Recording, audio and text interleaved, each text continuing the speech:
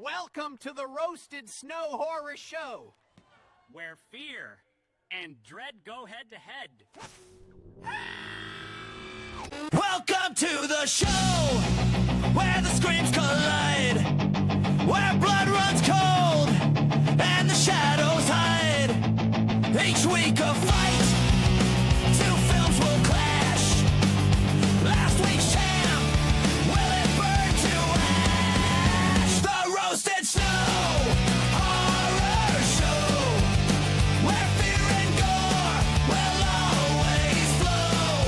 One film wins, one must go. The Roasted Snow Horror Show. Lights go down, the fight begins. Which nightmare takes the final win? You pick your side, we'll break it down. The Roasted Snow, the goriest showdown. and here are your hosts, Chris and Ryan! What's up, everyone? Welcome to the live show of the Roasted Snow Horror Show. I'm your host, Ryan Rosted. Everybody thinks my last name is Roasted. That guy is Chris Snow, the Snowman, Sexual Tyrannosaurus, Viagra Pill with a Face. If you want to know why we call him that, take a picture of that QR code and it sends you to all of our other episodes. By the time we're done with this motherfucker, you're going to have like 12 nicknames and it's going to take half an hour to do the intro. But It's going to be just a long. It's going to be like Daenerys Targaryen, first of her name, Mother of Dragon, the whole titles. Breaker of Chains. Breaker of Chains. So, guys, if you're new here, welcome. This is only the second live show that we've done. The first one was Scream 7, and it was I feel like the podcast went fine, but the movie was not fine. So we're It doing lives in your tonight. mind as a dud. It does. I rewatched it last weekend. I think I even told you, I was showing my wife that, and I was just like, God damn, this movie is so bad. Like the ending is just even the parts that I thought I liked in the beginning of it, I couldn't stand the second time around. But so I'm just gonna come straight out and ask you a couple questions here, since we saw the movie together. We didn't Less than an talk hour after. ago. Yep, we said, don't say a word. We're gonna get home. We're gonna talk about this. So I'm gonna ask you two questions, and you can answer them back to back. You can take time separately. One, was it better than Scream 7? And two, are we back? Yes and hell yes. I said, Oh, yeah. we're- Hold on. Let me do it right. We back. Oh shit, son. That's exactly my my Dude, we feelings as were. well. I feel like we were laughing more than we were not laughing on this one. Right, yeah, and that's always a good sign. And it was kind of a nice. I kind of felt like it was a little treat, since the last few weeks with, Backrooms and Passenger and Obsession, they've been some mind fucks, and they've been some they've been some stressful movies. It was nice just to sit down and know you're not going to be stressed out, and It's all for a laugh. There's no holds barred. They're going after everybody, which I appreciate in any comedy. Yeah, this was a banger. yeah. And I've been delivered. I'm going to tell you guys right now, it's going to be really difficult to try and keep this in a structure, because so much shit happens in this movie. For those of you that don't know, anytime I wear the banana hat, that means a movie went batshit off the rails. It going crazy. Yeah. And if you're new here, the formula that we do is we have some specialty episodes here and there, but every week we go see a new release, and it goes up against our previous winner. So, for instance, Chris, for about 2 months, had 28 Years Later, The Bone Temple as his favorite, and nothing was beating him. We have a joke that it's Big Dick Alpha. Big swinging log. Big swinging log, just sitting there. So our current champ, we never agree, rarely agree, but our current champ right now is Obsession. I'll tell you guys right now, this isn't beating Obsession. It's not the same genre. Different apples and oranges. Yeah. Now, we may do a list of, movies that we've covered that aren't really horror movies. And this one probably will be at the top of the list. I did get a little worried because, we try and stay away from Rotten Tomatoes and how everybody's talking about this. And I got really scared because I saw the Rotten Tomatoes score going down, and the audience score wasn't great, and it just kept popping up on my feed, and I was like, oh god, hopefully this isn't like no one's going to confuse this with Scary Movie 1 or 2. Like those are classics, but I just wanted to go have a good time, laugh, and it delivered just that. I mean, you were clapping. You were. I mean, there were some scenes. I was 100% that guy. There were some scenes, and there were some payoffs, and there were some non sequitur moments that just come completely out of left field, and you have no choice but to just your jaw drops in shock. You laugh, you clap with what they did. I mean, they're reintroducing classic characters. They reintroduce some classic premises, some setups, some punchlines that are just like completely out of left field. I love all of those things. And when a movie can deliver in that regard, particularly a sequel, I mean, let's call it what it is. It is a sequel. And not only do all those things, but poke fun at the previous iterations and poke fun at all the things that are happening right now to be that meta. I mean, no one's doing it the way that the Wayans brothers are doing it right now. So hats off to them, because this was a banger. And if you guys are unfamiliar with kind of the history of Scary Movie and the franchise, is that the Wayans brothers, they had full control. Scary Movie 1, Scary Movie 2, all-time classics. They're infinitely quotable. They got the project taken away from them from the probably one of the biggest scumbags in the world, Harvey Weinstein. Took the project away from them. And I actually really like Scary Movie 3, even though it doesn't have the Wayans brothers. It's they went from R to PG-13. But it was, I still quote it a ton today. I'm going to need a ride home. Yeah, I'm going to need a ride home. Yeah. I mean, keeps getting bigger. And we were talking about this before the movie, some of our favorite quotes from all these films. If I had a nickel for every time I used this quote in high school, I would be a multi-millionaire, because to this day, one of my favorite quotes of all time in cinema, reporting live from Black TV, white folks together, we're getting the fuck out of here.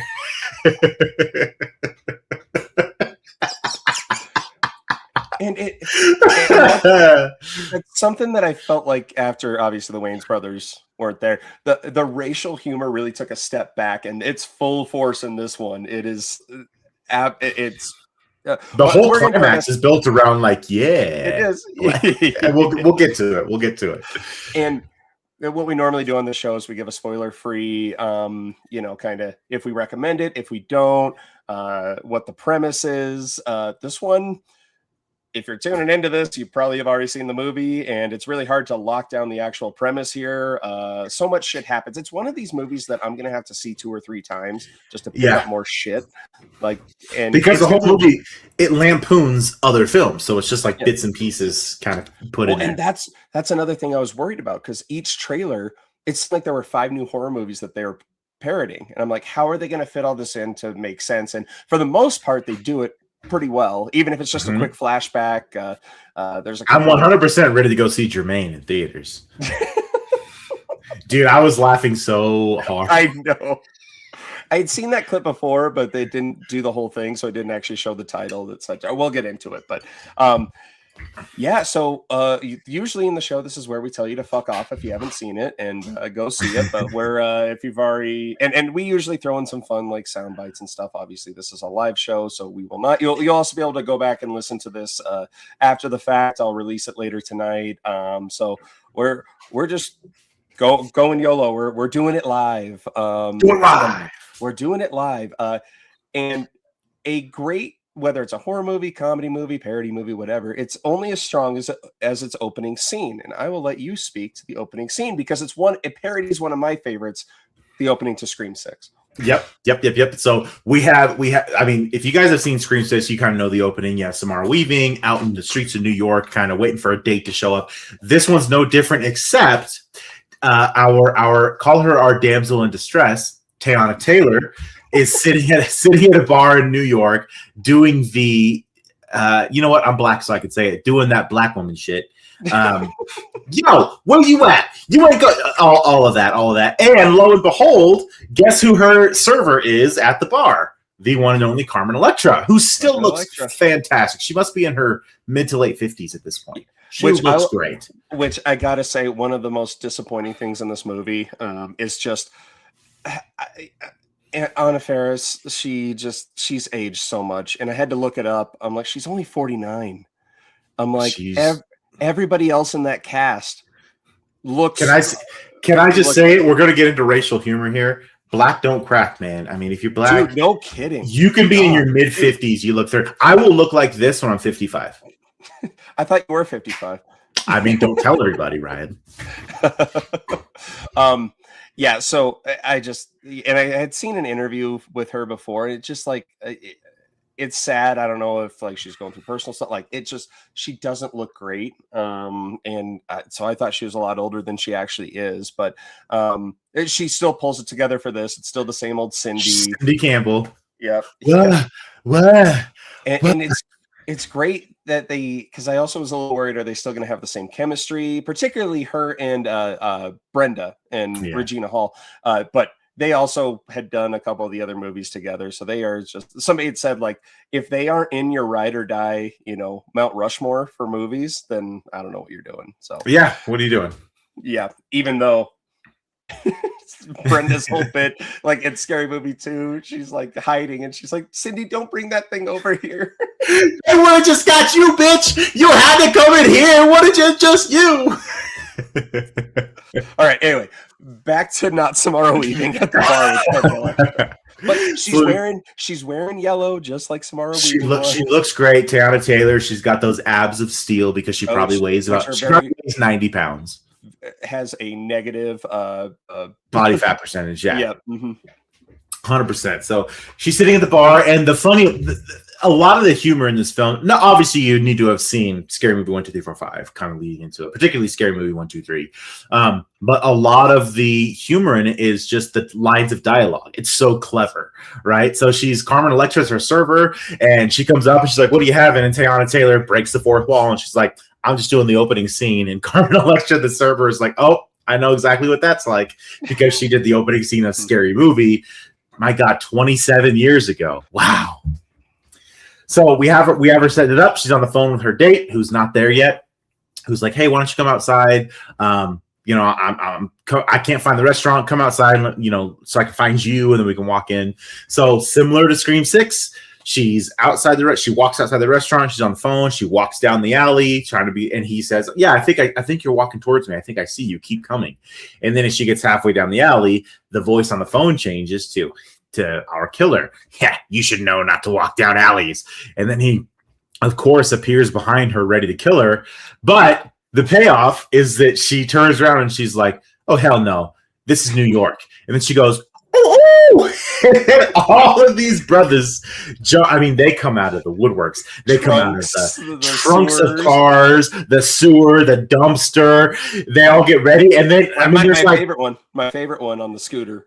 There's like 10 brothers behind her ready to mess up Ghostface. And then, one comes on the e-scooter behind and comes up. He's got a little bell. She's like, "What the hell took you so long?" And he's like, "I didn't recognize your bird call. I thought it was going to be like this." She's like, "Bitch, that's a pigeon." And they start beating the ever-loving shit out of Ghostface. And the funny thing is, as soon as they're done and he looks at the camera, his Ghostface mask is like all bruised. It's all so funny. It's one of the best running gags that they have for Ghostface is that, like, obviously they go and they play it up a little more in this way. Yeah, the mask is changed depending on what he's doing. So funny. So he looks up and he says something to her. He's like, "But you didn't win that Emmy, did you? Or you didn't win that Oscar, did you?" And she turns around and she's like, "Yeah, bitch, I won that Golden Globe." And she raises it and she smashes him with it. And similar to all the movies, right? When Ghostface like slashes to kill the first person, the slash kind of goes across the movie and says "Scary Movie." Well, and this one, when she beats his face with the Golden Globe, it opens the thing and it's like horror movie. Well, and he tries to stab her in her abs, and she's like, "Bitch, my abs have abs." it bends the knife. Yeah.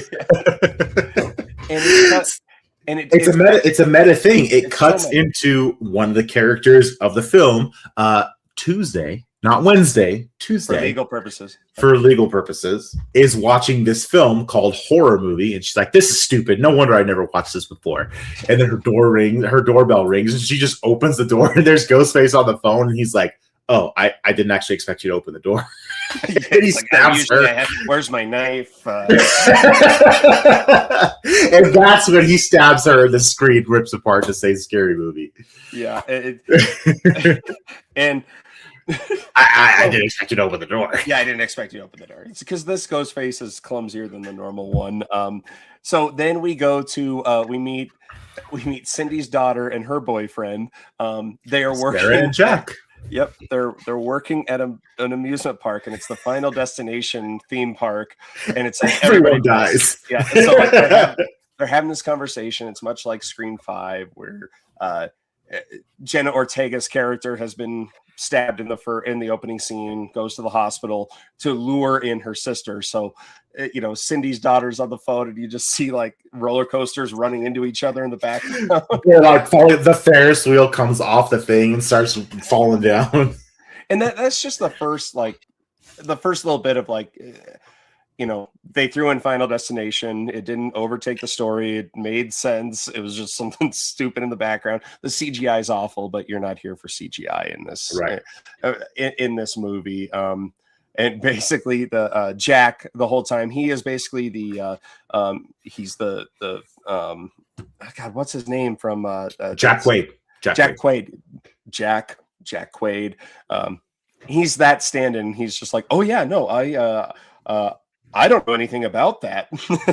So you already know he's a killer. Yeah, after everything he says, it's like, is that believable? Was that believable? Yeah. Was that really believable? So they end up going to meet Cindy, who is again, forgive me if we get some of the story beats wrong or jump around a little bit, but Jack and Sarah go to see Cindy, and she is in the Doomsday bunker, the Doomsday house that was from Final Destination Bloodlines. A little fun thing here is that in Final Destination Bloodlines, also the Doomsday, the house that Jamie Lee Curtis is living in Halloween. Yes, it's kind of a dual purpose there. But the Final Destination part was that everything on the outside of the Final Destination house was like a hazard. There were spikes everywhere. There's that. This house also has booby traps on the inside, which is just funny because why would you do that? Why not? Yeah. And there's one part Jack Quaid, or not Jack Quaid, just Jack. He goes into the room. He gets flown out back into these spikes. A big hammer comes in and just whacks him. There's an Amazon guy that's just like, I hate this house. And I mean, Cindy plays it up perfectly. She's just like, yeah, I'm not a good mother. Like, whatever. And basically, they're just like, we need to go get your daughter Tuesday. And she's like, I just named her that because it's Taco Tuesday. I was really drunk. And then slowly we start meeting the former characters, the ones that we know and love. Shorty, what's up, son? Well, I was actually going to go to the Ray part. Ray. You already kind of alluded into it. It's a Sinners knockoff from the opening scene of Sinners. Except for he's driving up in the old timey car, fucking plugs it in because it's an electric car outside the church, and he goes in, and is he saved by the Lord? So you guys may know one of the most infamous memes of all time. The gentleman who is at a revival, a Pentecostal revival, and he walks up and takes the microphone, and he's like, I'm not gay no more. I'm delivered. And it's kind of a play on that because Ray and Brenda are married. They're a couple. They've been a couple, obviously, since Scary Movie 1. And Ray starts talking about all the things that he's not doing anymore. And he gets into insane detail of what he's not doing anymore, including showing on the microphone what he's not doing anymore. Two microphones. And this is one of the funnier pieces because the entire congregation gets into it. And Brenda is obviously shell-shocked because he's like, I'm not going to Cambodia or Thailand no more, or even crossing the border into Vietnam to look for ladyboys. She's like, I thought that was our honeymoon. And they show like the background characters. They're just like, Like it's the funniest look that they're doing. Well, That's the preacher keeps saying the N-word and being like, "Oh my god." Yeah, he's like, oh boy. Oh. This is... So, and it was a question going into this, like, because that character, people have not liked how that has aged with him, you know, because if you know anything about Ray, he was with Brenda in the first movie, but he, you know, also that means. Like, but if you remember, he's not gay. I'm not gay. Yeah, I'm not gay. You took me to But that you club. took me to that club. They play good music. We went to San Francisco. I wanted to go shopping. Yeah, you made love to me. First of all, you suck. Oh, but yeah, God, I wish I could put sound bites in this. Well, and we gotta put one more. the Get Out scene. You guys remember Get Out where the black man's running right towards, and then at the very last minute he takes a right. Well, Terry Crews in a hat in whitey tighty underwear is running right towards Sydney or Brenda, and then makes a right. And then the next scene is Ray running after him like, "Come to Uncle Ray." Oh, he says something. He's like, Ray's gonna get you. Well, and he's like, he took my clothes or something. He's not wearing them. But it's funny because you can't see Terry Crews's face, and I leaned over. It's like the hat is like down. I was like, "Is that Terry Crews?" Like you just tell it's him. We're jumping around a bit, but yeah, that was fucking God. That was good. But yeah, so Ray has always been gay, not gay. It's always been the joke, and it's the running joke. It's what people go back to, and they're just like, well, that's not really funny anymore. And so he still leans into that, not as heavily as other adaptations. But then you go to the high school, the Woodsville High School, and their team name is the Reapers. So funny. And I got Ghostface Reaper with a scythe. Right. And you meet our other characters. They are they're stand-ins for Chad and Mindy from Scream 5 and 6 and 7. They're in 7. They're like the only good part of 7 that I liked, and I wish that there was more of them. And they are actually Randy's. They're Brenda's kids, they're Brenda's kids, so they are Shorty's niece and nephew. Mm-hmm.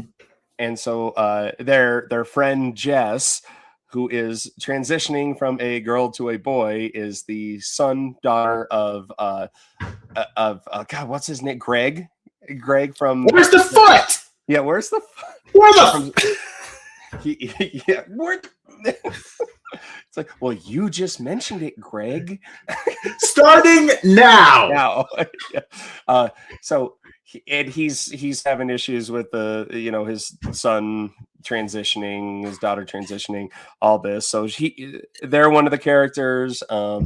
So Shorty comes in, and obviously the stand-in for Chad, he's dating the slutty chick, and they really lean into the sluttiness of this girl. Oh yeah, she puts a butt plug down on the table, and I mean this thing is like the size of both of my like that. They're like, it's easy to hide. She's like, it's easy to hide, yeah. Not Brenda. One of Brenda's kids, like, oh, Ray has one of those. Well, and so Brenda's dropping them off at school, and obviously her son is dating this slutty chick, and she does the same thing that she does in the first Scary Movie, where she's like, I just don't know. She dresses like a hoe. She's a hoe bag, and then she comes, she's like, hey, girl.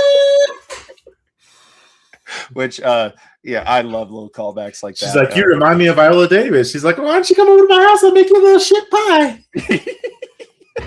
No, she said you remind me of Octavia Spencer. Octavia Spencer, yeah, that's Viola Davis. Because she's portraying Ma, yeah.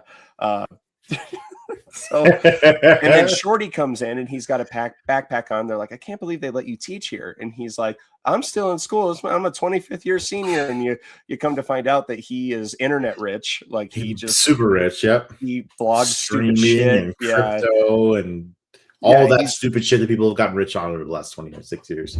Well, and the Chad Stanton is just like, okay, Unc. And he's like, why call me Unc? They're like, you dumbass.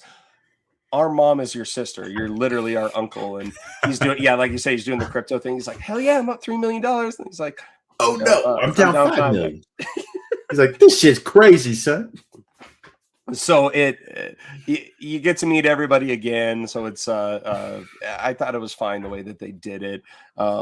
I will say though, and I'm not sure if this is the part, but I did put it in my notes that I am never going to be able to watch K-pop Demon Hunters ever again. And we'll get to this a little bit later. Yeah, I got to be honest. The first thing I want to do is watch K-pop Demon Hunters.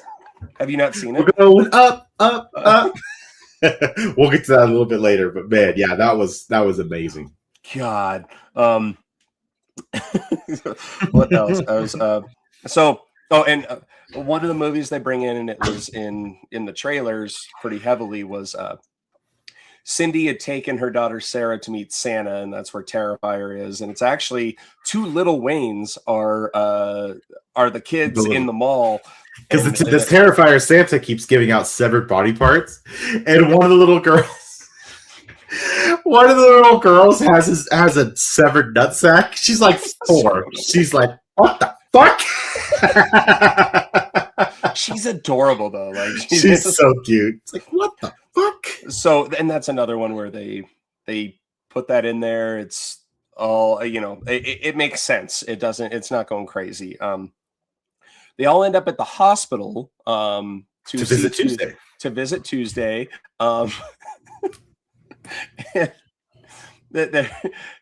It's typical, typical humor in a hospital. Like Basketball's done it, where the person there to help is actually hurting the person more, like sitting on their wounds and doing this, doing that. And I was dying, and I had to poke you because Jack brings in a bouquet and it says "Rest in peace." Rest in peace. And then the nurse comes in, and she is just I'm a DEI hire. And she's got the nails. She's like, I can't let this white bitch die on my watch. I'm a DEI hire. And she's like, she's just like, because God, what's the fucking machine? The flatline machine, the whatever. Yeah, just the heart monitor. Yeah, it gets unplugged, and so of course they think that she's dying. So like, the nurses are just like, Lord, take this little white girl. And then they're like, did you plug it in? And she's like, yeah. So they plug it back in. She's fine, and she's like, the Lord works in mysterious ways. She's like spitting on the paddles, like. Oh yeah. So yeah, and it's then they go heavily into the Scream 5 when Sarah goes to the vending machine, and she gets called from Ghostface. Ghostface, attacks her from behind, and Ghostface stabs a picture on the wall of a kind of looks like a dude from Operation. It's just it's an anatomy. Yeah. And it stabs him in the gut, and the face goes. Those are the little things in these movies that just it sets it apart. It's hilarious. It's so funny. Yeah, it's just the dumbest thing. And then of course Sarah is trying to get help. She's in the break room, so there's that same nurse, and she's like, I'm on break. And then finally the nurse gets up to help and hits Ghostface with a metal sheet, a tray, and so it like imprints Ghostface's face, and then Jack in the next scene has this huge bruise right on his head, this huge welt. Like, I fell. So it's they're getting who it is pretty much the entire time. There's another funny thing too. When Ghostface attacks them, Jack's in the room, and so it's like, maybe it's not Jack. But then he slices his arm, and Jack's like, bro, you almost hit a vein. Yeah. I mean, no. There's another part where he goes and sees Tuesday, and he's wearing gloves, and he's like, I was gonna be OJ for Halloween. They're like, but the gloves fit. So from here, I believe, if I'm getting the storyline correct, they go over to Brenda's house where the whole cast is meeting pretty much. And first they go and meet a certain officer. Oh yeah. So I'll let you take this part. Let's do it. So, of course, after they've gone and seen Cindy and they got attacked at the hospital, the idea is like, hey, we need to get all these people together who have been through this so we can figure out who the killer is and stop them. So they go and see a certain special someone, and if I may say so myself, Special Officer Doofy. It's the same actor. He's in a COVID quarantine. This is a great joke of COVID.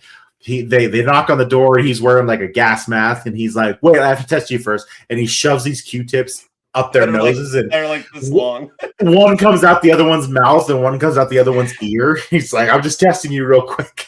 So he lets him in, and then he gets the test. And he's like, oh, I guess you're both clear. And they're like, dude, COVID ended like 6 years ago. And he's like, oh, what am I supposed to do with all this canned food? He has like all this canned food, and the next scene is him kicking them out, and they're carrying all this canned food with them. And then from there they go to Brenda's house so they can all kind of get in the same place, talk about what's happening. Up in his big wheel. Big wheel Doofy, and he slides like a Fast and Furious. He slides in the right, and he's like, "That's an Officer Doofy." Reporting for duty, because he says retired earlier. Yeah, and so he's got his construction paper cutout badge. I kept thinking that was going to get bigger and bigger and bigger, but it didn't. I was keeping an eye on that. But yeah, so the entire cast is pretty much together at this point. Ray, Brenda, Cindy, Shorty, and then all the new kids. And they have each one says a couple lines to each other when they're reuniting. Like, Cindy's like, Shorty, you taught me how to dance and and make a high N-word pie. And so it's fun to see like those, because like in Scary Movie 2, she does the dance scene. She's like, son. Yo, that jacket is tight, yummy. Yeah, me. I run this shit, bitch. Yeah. And then so they're all, because the Mindy stand-in is like, now we can get to the plot. And they're like, well, Doof was the killer last time, which I like that they remember that. Have to say that, yeah. Yeah, and they're just like, well, wait a minute, how did you, shouldn't you be in jail? And he goes, well, I was pardoned because of January 6th. This is me. And it shows a picture of him. He's in the QAnon shaman outfit. He's got the buffalo head on. He's got the face paint on. I was dying laughing at that one too. And so they kind of go through the whole thing, and everybody's like, well, it's Jack. Everybody knows it's Jack. It's the love interest. Like, watch the love interest, son. Yeah, and then they keep talking about like how old they are and this and that, and how they must have taken Tuesday out to lure Sarah in. And then Cindy goes, to lure you in so they could lure me in. And then Shorty's like, holy fuck, that's a flex. And then Brenda's like, you don't think I was gangster? Like, she pulls out a gun, starts holding it like this. Then Cindy's like, no, you gotta hold it like this. It's not loaded, and then just kills a random extra, which they bury in the backyard that says random white extra. She's like, Cindy, help me hide this body. And they're just dragging it outside. They're catching. They're like, so what you been up to, Cindy? She's like, oh, I've been doing X, Y, and Z. And they bury it. Yeah, and the headstone cross is like random white extra. They pour out a shot for her. And then they come back like nothing happened. Like nothing happened. Oh man, there's a few things that happen in this scene that are pretty funny. Yeah, but and then I believe when they go outside, we get Miss Gail Hailstorm back, who was a love interest of Special Officer Doofy. Gail Swallows. Yep, Gail Swallows, and they go through a few things. She's like, I need information. He's like, only for a blowjob. And she goes, well, I haven't given a blowjob since the Me Too movement. I give hand jobs now. Yeah. So the information better be good. And then, so they're back in the fold together. And she's like going through all these influencers, and like someone's making like a ghost face rap. And it's just, there's so much shit going on behind the scenes. Like, you guys don't even have a cameraman. Yeah. She's pushing over the things. God, where does it go from here? Because I know a couple different directions. I just can't remember exactly. So yeah, after this one, I think Ghostface tries to kill. So back in the hospital, after Get Hellstorm shows up, back in the hospital, Ghostface tries to kill Tuesday, but he accidentally gets knocked into a can of nitrous oxide, and it nitruses the whole room. So Tuesday's high, she's laughing. The Ghostface is high, and he's laughing. He's like, "I'm gonna gut you like a pig," and she's like, "You need to get a better line." And since they're both high on this nitrous oxide, she's like. She's like, "Oh shit, he's really gonna try to kill me." So she wheels her wheelchair out into the hallway, and then like the camera slows down because it's in slow motion because it's like giving the effect of like, "Oh yeah, they're both under the influence." She's trying to get away, but then there's an old guy with his IV that walks right past them at normal speed. They're just going really slow. I forgot about that part. Yeah, I was like, and I can't remember if it's this part or if it was earlier in the movie, but because clearly Tuesday is a stand-in for Jenna Ortega, and they're just like, "You don't need to be so dramatic. This is a parody movie. You're not winning an Oscar here. Like, you're fine." And it's that's funny because she's a great actress, and this movie's full of nobodies outside of the main cast. Exactly. I was trying to look up some of the other stuff that they were in, and I'm like, I haven't heard of. Like, well, you'll notice because I was watching the credits after the movie. There's a lot of Wayans in the movie. Yeah. Well, they even say it something there's like a million of us, motherfuckers. There's billions of Wayans. Have you seen all the Wayans? There's billions of us. And they do make an appearance. One of my favorite, Damon Wayans Jr., who I don't know if you ever saw the show Happy Endings. And New Girl. What? And New Girl. Yes, and New Damon Girl. Wayans Jr. Yeah, but Happy Endings is one of my favorite shows of all time. He's so goddamn funny in that. But they are tracking down Ghostface, and this was one that was just kind of thrown in. Didn't really do much for me. It's Long Legs, but Long Legs happens to be, "This is my strong hand." Take my strong hand. My other hand ain't that strong. He's standing next to a black guy, and you see all the cops are running up. And it's like very obvious, oh, they're here to arrest Long Legs. And then when they get out, clearly the guy with the weird dude next to the black dude in the business suit is like, "Oh yeah, him." But the cops run up and just jump on the black guy. They're like doing elbow drops. It's like WWE. Yeah. And they so Damon Wayans is Jr. is the cop, and the stand-in for this psychic from Long Legs, and they're just like, "You have the wrong guy, you know that, right?" And he goes, "Well, arrest the black guy too. He probably did something." He probably did something. Yeah. So you don't really see much. One off from here, they of course kill the sheriff, who is Greg from the original Scary Movie. It's hilarious because he's driving in his patrol vehicle, and he has a sheet in front of him. And it's a picture of him when he was in high school from the first Scary Movie, and then he lifts it up, and it's the Polaroid from the first Scary Movie of him with his baby penis, his micro penis in the shower. And Ghostface, it says it's that picture, and then he gets a call. It's not the size of the nail; it's the way you throw the hammer at it, or something. Exactly. He gets a call, and it's like, "I'm gonna kill your son, or I'm gonna kill your daughter," and he's like, "Bitch, it's my son." And then he swings a bitch and he goes back to his house. And as he's walking into his house, Ghostface stabs him in the stomach. And then he comes to, and he's on his back in the backyard. He's like tied down. And he looks down and he's bleeding. And then Ghostface walks up and he's like, "I got your penis." He cut his little micro penis off. And he's like, "Here, I'll show it to you." And he pulls up a magnifying glass so that he can see it. So he kills the sheriff. He kills the sheriff's daughter, who's a son. So they're both dead. And he says, "You stab like a girl."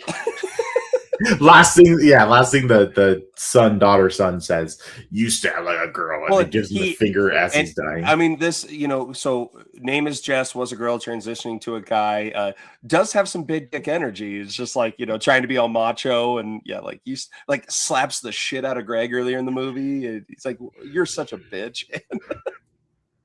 So, Greg dies, much in the way that Sheriff Judy and Wes died in Scream 5. Mm-hmm. And I love stuff like that because they did a really good job with that. One I do want to get to because it doesn't really move the plot along. It is kind of just a throw in, and I'm going to talk about the substance part because this part about halfway through it, I was like, okay, this one isn't hitting for me. This one is not, and then fuck. And then something happens. We're about to get into so Gail Swallows. She wants to get younger, so she goes into this room and she is, getting the substance. It's called the stuff.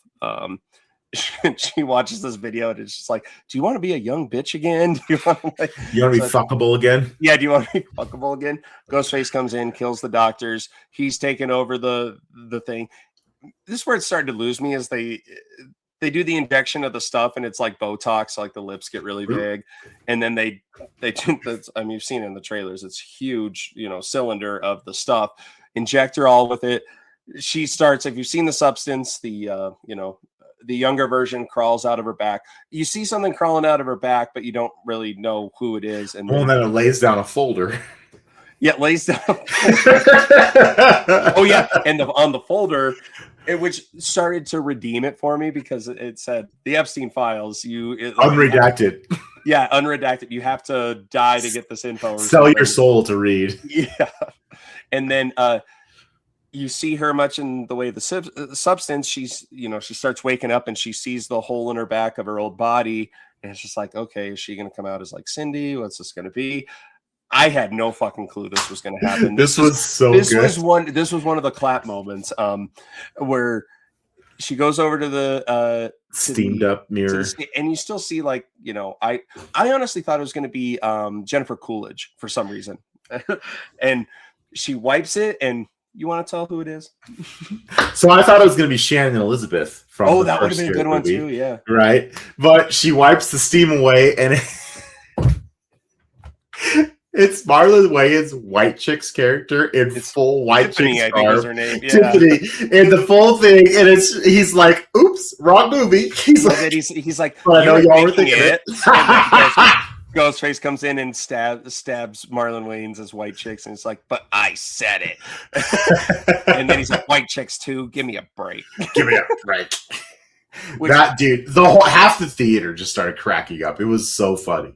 Mm-hmm. I don't know why I wasn't expecting a White Chicks reference, but I wasn't. I came complete. It was one of those that you're like, this could be anybody, but then for them to throw in that meta reference of White Chicks and it's being one of the way, it's so shocking and so surprising. Like, you have no choice but to just be like, this is genius.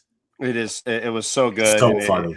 It just brings back that nostalgia of it's like I like the whole era. White Chicks, yeah, like, and that movie's still infinitely quotable. I'm going to write a letter. We got our knees done. You're tall. Oh my god, do you need a tamp? I'm gonna have a BF. Oh my god, she's gonna have a bitch. A bitch fit. I still want to listen to Vanessa Carlton songs in the car. Right. And all anyone thinks about is Terry Crews. That was Terry Crews coming out party for me. I mean, Terry Crews. Yep, love it. Again, forgive me if I'm jumping around here, but they well, from here they moved to the house party, the Halloween house party. Yes, I didn't know if anything happened before the Halloween party because that's I think. Actually, back in the hospital, we missed this part. Back in the hospital, when Ghostface is attacking Tuesday, Doofy shows up and he gets them all out, and Ghostface kills Officer Doofy. And Doofy, he comes up on the elevator in Scream 5. There's no one on the elevator. Obviously, this elevator is full, and he fucking hits every button. He's like, excuse me, special police business. He has to push through them all, and then he hits them all. He's like, I can't help it. And then when Ghostface is attacking him, he stabs him, and he's like, ugh! And you see he's trying to fight for something, and then he's like, he pulls his finger out and he's like, smell my ass, and he dirty Sanchez's his Ghostface mask. And then he's like, God, what was that? He goes, my ass. Very dramatic. Again, throwing it back to the first movie, my ass. And then after he stabs Doofy and he's killing him, he's twisting the knife. He's like, any last words? And Doofy's like, I go poopy. And he shits himself. I go poopy. Which I can see, like, poopy. Yeah. Yeah, it was good. It was good. Yeah. He say it went poopy. Yeah, and then the same nurse is like, "You're cleaning that shit up. I'm not doing that." So the Ghostface gets the mop and starts mopping up the blood. But yes, from here we come to the climax, the house party, and it starts off with Shorty. He's doing his live stream. Oh yeah. And he has the He invites spinning. Kai Cenat. Yep, Kai Cenat comes in, and they're just like, we're gonna spin the wheel, and it's just random shit. It's like, One of them's like gay shit. yeah, gay shit. Another one is it's Toke like till you choke. yeah. And they land on Noodle Party, and Ghostface actually shows up, and he's doing this fucking dance, and he's and they're just like, oh shit, Ghostface, you're here, and like he's now a guest. So they do this noodle game where Ghostface sits down, and Someone runs up behind with a pool noodle and just slaps the shit out of him. and he has to guess who it is. Well, he guesses our guy right there, and he Kai Cenat. yep, he sits in the chair, and then you know where this is going, because then Ghostface comes up and just chops his head off. They're getting Swings all the these knife into the views, poodle. and fireworks are going off, and Shorty's like, yo, we're making history, sir. So then we go upstairs, and Brenda's getting ready for the party, and she goes up to Ray, who's dressed like a sexy cowboy, and she's like, "Are you Woody from Toy Story?" And he goes, "No, that's gay. I'm Jake Gyllenhaal from Brokeback Mountain." I wish I could quit you, but I can't. And then Shorty comes up, and because before this, Shorty's in front of the mirror saying Candyman, and he says it 5 times, and Candyman, it's 3 times, and so then they're just like, oh. And then coming through a hole in the wall is this guy with a fucked up face, and He's got like a beehive on his face, the Candyman, right? And there's bees all over. He's got the hook. They're like, "Do you have that Candyman? Come on, let's give me He's the like, what took you Candyman." so long? They're like, He opens his chick's coat. yeah, they're like, it took you 5 times. You need to be here on 3. It's like, I couldn't hear you through the hole in the wall. And then he's just like, I look better than this guy. And he's like, maybe this half. He opens his chick's coat. He's like, I got sugar gummy. They're all like weed gummies. He's like, I got sugar gummies. I got peanuts. I got There's like these chocolates. Grogu, yeah. Bro. And again, that's why you got to see it more than once, because there's so many. There's just so many things to catch. Yep. And he goes upstairs and he goes, Brenda, have you seen my candy? And she goes, yeah, I passed it out to trick-or-treaters. And he's like, that was my stash. And this is where you get your weapons reference. And All the kids are running around like, ah. In slow motion, they're like, I'm high as fuck. And then one's like, 6'7", 6'7", gets hit by a car.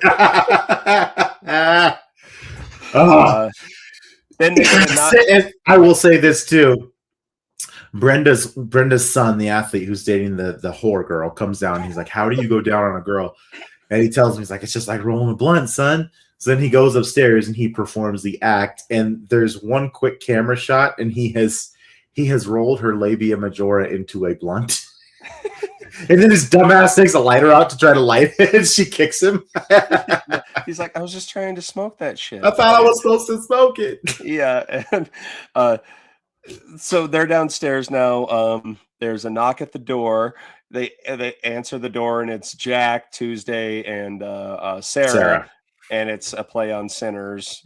They're just like, can you guys invite us in? It's been a wild night. They're just like, why do you need to be invited in? White people show up uninvited to parties all the time. Like, we're here to drink, play bad music, do some half gay shit. Ray opens the door. Why only half gay?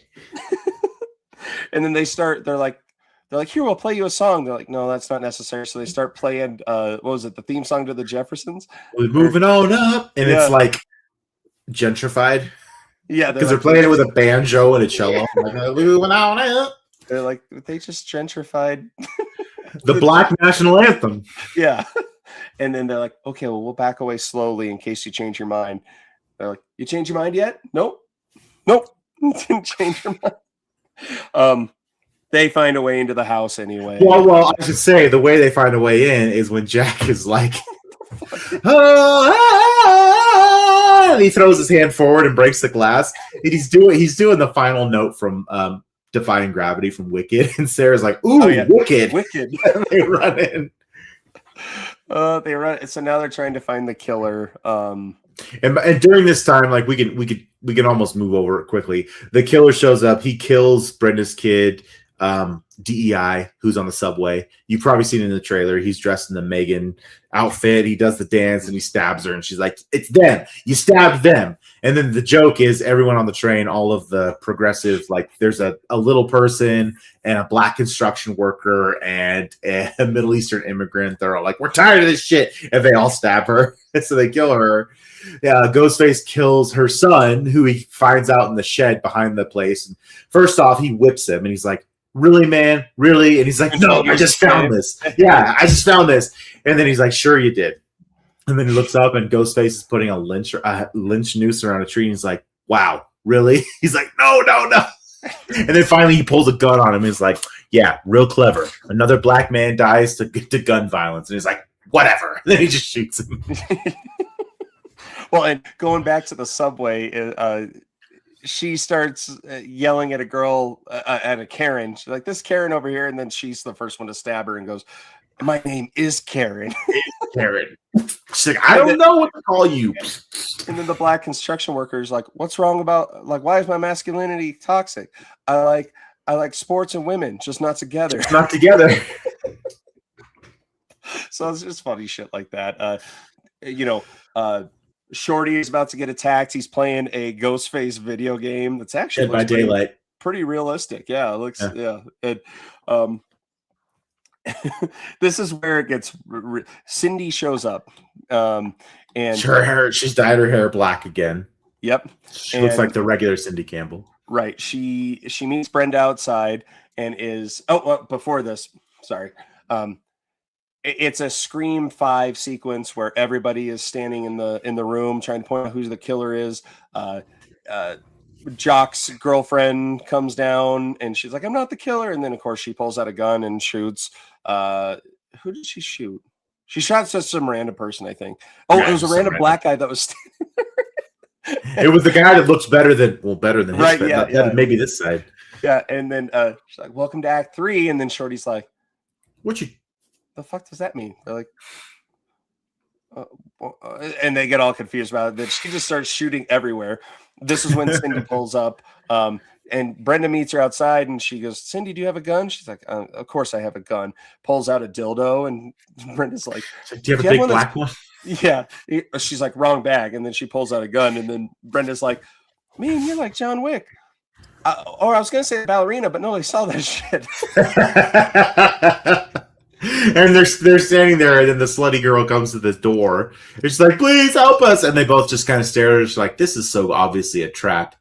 She's like, "Yeah, it's a trap. I'm not falling for it." And then she pulls out a gun and shoots at him. And you think she hits Brenda. Brenda's like, "Oh my god!" And she falls down, and she's like, "Cindy, go get that bitch." She's like, "Well, I think it's already too late." And then the camera zooms out, and Cindy's already zipping up Brenda in a body bag. Brenda's like, "Bitch, I'm not dead yet." And then as soon as Cindy goes in the house after the killer, Brenda's like, and she's like, "That ketchup trick worked." And she moves her hand away from her gunshot wound. It's just like 4 packets of ketchup. Yeah, she's like, "There's no way I'm going in that motherfucking house." Well, and actually, one of the tiniest lines, and it's much like the vein of, "I'm going to need a ride home." Cindy, before Cindy shows up, she calls Sarah, and she's like, "That's the house that Bobby killed everybody in." And they do the pan out from Scream 5 where it's going out the front door. And Cindy's like, "Why are you yelling?" She goes, "'Cause the camera's so fucking far away." And then it's so good. Cindy comes in and has a major Ghostface John Wick-ish battle. There's like 12 ghost faces. They keep coming in because she keeps doing like the gun fu where she'll kill one.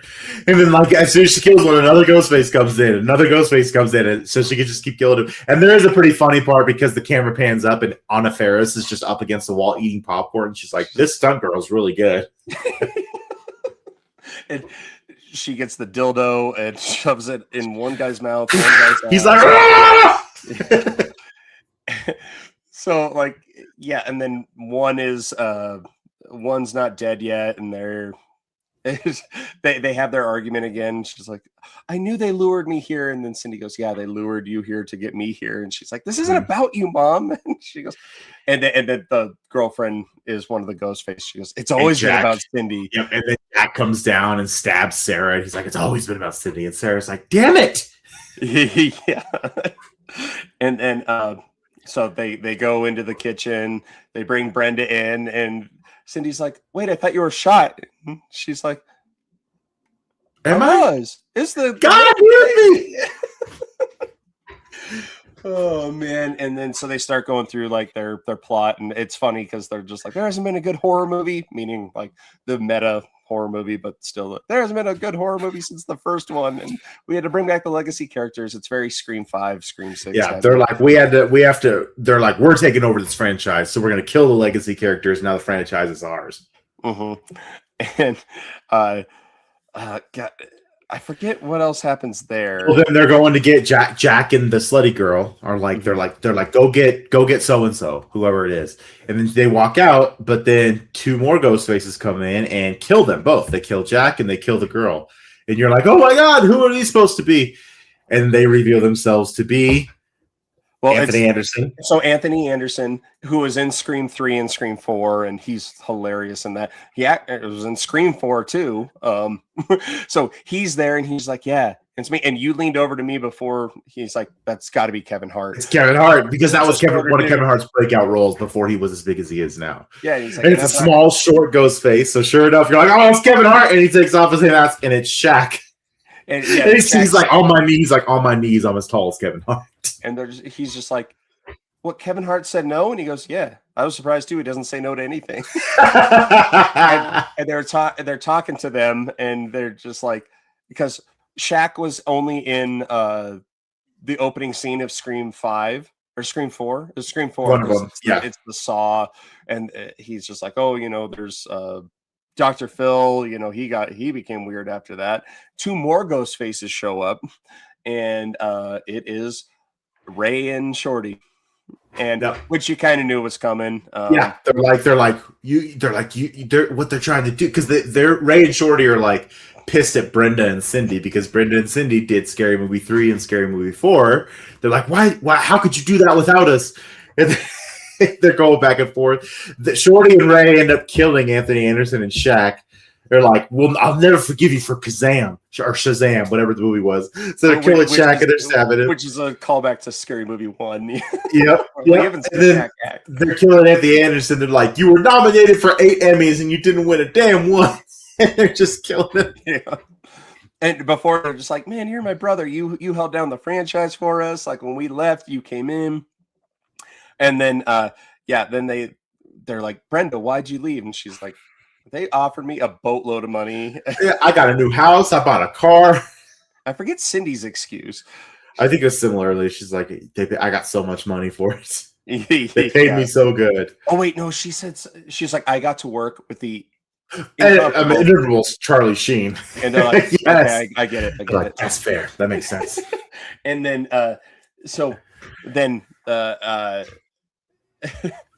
forget, Tuesday and Sarah come into the room, and they're just like, okay, here, we could be the core 4. And they're just like, no. They're like, we're gonna lead the franchise, and you guys are still alive, and you'll support like the core 4. We're the core 4 and the restless. The young and the restless. It's like, we can keep it going. We'll be the new talent. You'll be the old talent. Keep in mind, these are Cindy's daughters. Yeah, and they're like, we'll be the core 4. Come on in. They're like, nah.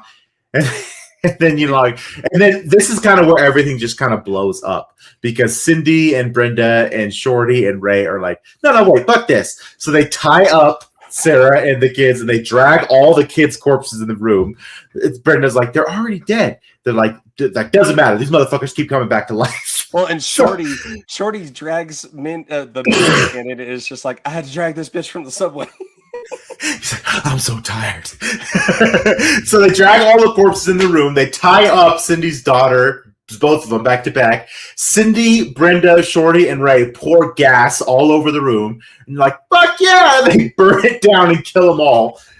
It's so like literally it's meant to be like they're just blowing everything up, right? It's not. It's supposed to kind of shock you because the part of you was like, "How's this movie resolving?" But what's happening now is so fourth wall breaking, like, and that's the point of it. You're supposed to be like, "Oh my god." They're walking out of the house, and it's this dramatic scene because the house is The burning whole house down, is burning down. and they're like, Cindy's like, or Brenda's like, should we feel bad? I mean, those were our kids, and Cindy goes, "Fuck them, Fuck kids." them kids. This is one of my favorite lines of all time. Yeah, this is our franchise. And Shorty's like, "Hey, the other thing too is we get a dramatic walk away from the fire scene." And they're like, "Well, yeah, but it's kind of hot though, isn't it?" He's like, "Yeah, I'm feeling kind of warm." And in the very last scene of the movie, the camera pans behind them. The fire has burned away the back of their clothes, and they're all just completely nude in the back, walking forward. Shorty's like, "Do y'all feel a draft?" And the four of them just walk off into the woods. So that's where the movie ends, but there are 2 mid-credit scenes, and the first one, you were dying laughing on this one. Oh my god. It's a girl. She's like, it's really dark, and it's like from the creators of whatever. And she's standing there, and she's looking around, and she's looking out the window, and it's supposed to be all scary. And then lightning strikes, and it's this gigantic penis. It's the Big shadow Dick of Alpha. it. Yeah, it's big. It's Big Dick Alpha. It would knock Big Dick Alpha across the room. I mean, it's a gigantic penis, and then the camera pans again, and a black vampire is like walking into the room. He's like black and hideous. And then he's because he's been feeding on this white woman. She's like, "You didn't say that." She's like, "I know you want to suck on my chest more." And she has bite marks right here. And then as he's getting ready to feed, 3 black women over here like are fanning themselves like, "Mm-hmm. Yep, that's exactly what I thought." He looks up. He's like, "No. I didn't mean it." And then it's like from the makers of whatever, Brosferatu, coming this Kwanzaa. Oh, fuck. We didn't even talk about Jermaine. Oh! Tuesday's in the hospital watching the TV and she's flipping channels. And to spoof Michael, it's Kenan Thompson in Michael Jackson garb trying to do the dances and trying to do the singing. Marlon Wayans is playing his producer, and he's like, "You can't dance, you can't sing, what are you doing?"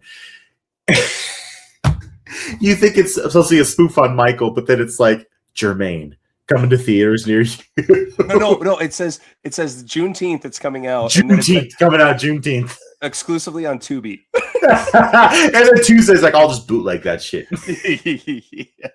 Tubi's free. That's the joke. Tubi's a free app. Tubi's free, and I'll still like. In which we talked about Tubi, and like it was a Tubi exclusive was my worst movie of last year. So I thought that was funny. Sorry, okay, Jermaine. Then you get Brosferatu, and it's being released on Kwanzaa. Then the next.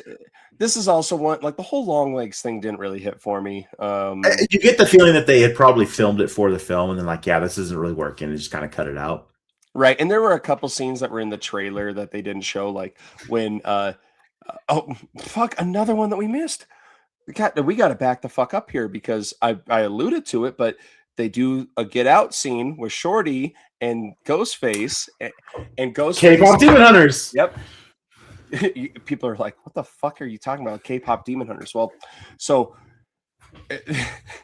this was so good. This was so hilarious. Well, so if you've seen Get Out, the whole reason the dude gets hypnotized is because he's trying to break his smoking habit. So that's what Ghostface is trying to do to Shorty, is break his smoking habit. And they're like, "Take us back to when you started." And he's like, "Well, I saw my mom in the car with this guy," and obviously they're fucking. And then he's like, "I found out my mom's a squirter." There's just all this water coming out of the car. Much like in Scary Movie 1 and Scary Movie 2, the cum come into the screen, and so it's like that. And then he's just like, "Shorty, sink into the chair," and so he goes into the he gets sucked all the way down into the dark place, the sunken place. Yeah, the sunken place. And he's like, "Man, this is crazy." And all of a sudden he turns cartoonish, and he turns into a K-pop animated Shorty and starts singing his version of Golden. And guys, I have kids. If anyone out there has kids, you've probably seen this movie umpteen times. Starts off innocent enough. it turns into a fucking Animated. smoking He's just banging all of orgy. them. Yeah, he's just it's so deeply upsetting. That's probably what offended me the most in this movie was that. It reminded me of Harold and Kumar when he does the daydream where he's having sex with the bag of I remember weed. that. Yep. Yeah, kind of like that. But yeah, and then he wakes up and he's like, oh man, that was a crazy dream. And he wakes up with, I got to look up if it was actually the 3 girls that did K-pop Demon Hunters. I think He wakes up with the 3 Korean women in the bed with him. Yeah, and then he says, oh shit, in Korean. And okay. God, I can't believe we missed that part. There's so many one-offs and like little pieces like that. I'm sure we're missing some of the good, but like there's so many of them, and it's so fantastic. He's like, I'm getting high. I forget how the song goes, but it's catchy, and it's great animation on it. I don't know what got into their budget, but they can't. I can't wait for them to get sued for that. There'll be a news article next week about the K-pop Demon Hunters the makers of K-pop Demon Hunters are really upset about. Right. And then, so then the, what was in the trailer, there's a part in the trailer that isn't in the movie where there's 3 shorties in the sunken place going, I'm high as a motherfucker. And then there's another part where Cindy is being chased by all these smiling ghost faces. And she goes, red light, and they stop, and one moves, and then a guy from Squid Game shoots him. They're like, Ghostface 37 eliminated. So there's some shit they didn't throw in the movie that they should have. But that was one, that maybe in the bonus features in the DVD. Oh yeah, and so we go back to the long legs part of it. And obviously he does this is my strong hand, my germs. A couple callbacks there. And then Damon Wayans Jr. comes into the interrogation room as, if you've seen Long Legs, Nicolas Cage's character starts banging his head on to kill himself. And our guy doing that, he's like, ow, that really hurts. And he keeps doing it. And Damon Wayans Jr. is just like, it wasn't this guy. He's not Ghostface. So what do we do? Well, we just keep backing up. Back out slowly. And that's essentially where it ends. Just a non-sequitur, funny thing. Go see it. I gotta find time to see it again. Yeah. This is just one of those things, like there's really no rhyme or reason for its existence except a throwback and the nostalgia. Like, because the plot is nonsensical. There's no plot. But it's filled with just all of these obviously throwbacks to current scary movies, a lot of the meta stuff and a lot of the nostalgia that it's playing at. And that's why I like this kind of thing, because that it knows what it is and it's not trying to be anything more than that. No, and if it had come out next year, like I could see the girlfriend, the slutty girlfriend in this, and her boyfriend doing an obsession scene, like at the dinner table. And 100%.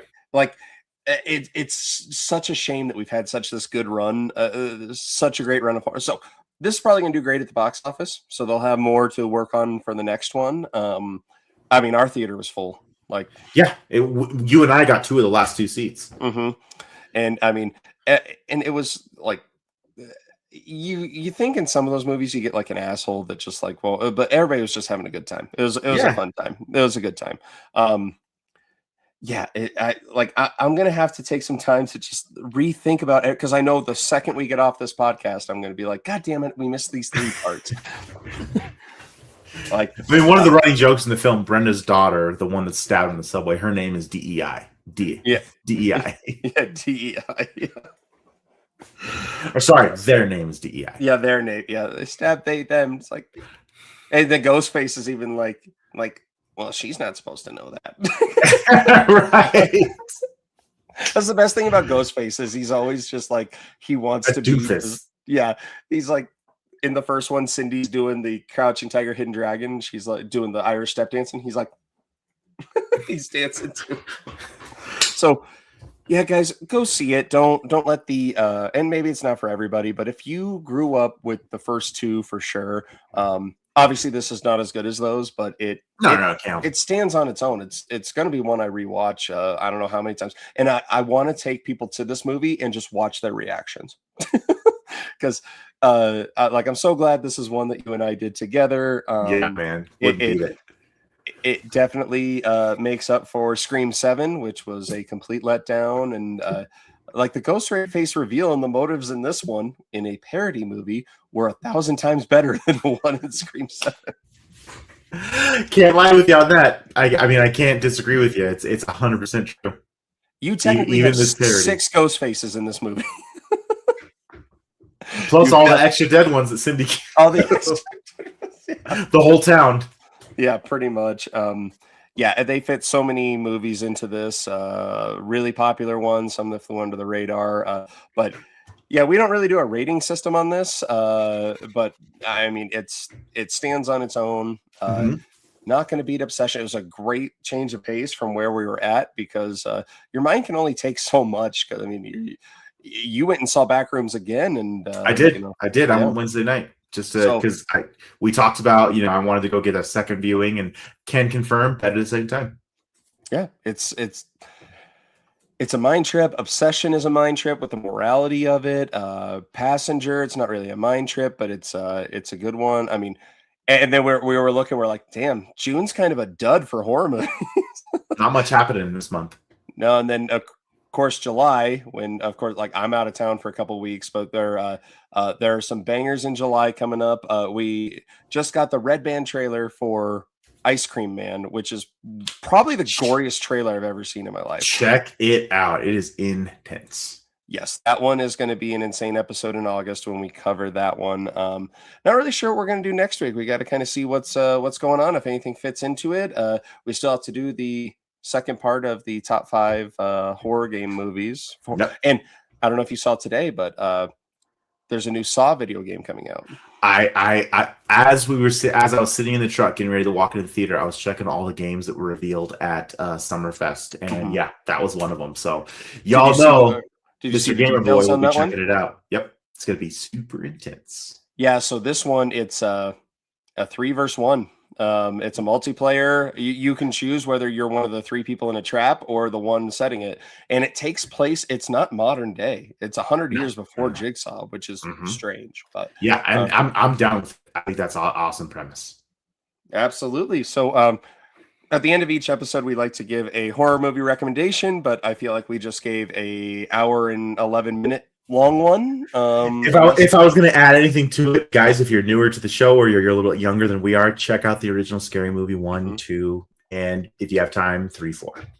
And check out our other episodes. We have, I think we're probably like at 70 episodes now in the 8 months we've been doing this. So check us out. Leave us some comments. Leave us some likes. Let us know if you want us to cover something. I mean, we kind of just go with what we want to see and what we think might be a good one. We have covered some duds, so it's not all praise, and there are plenty of times we disagree. So check out our stuff.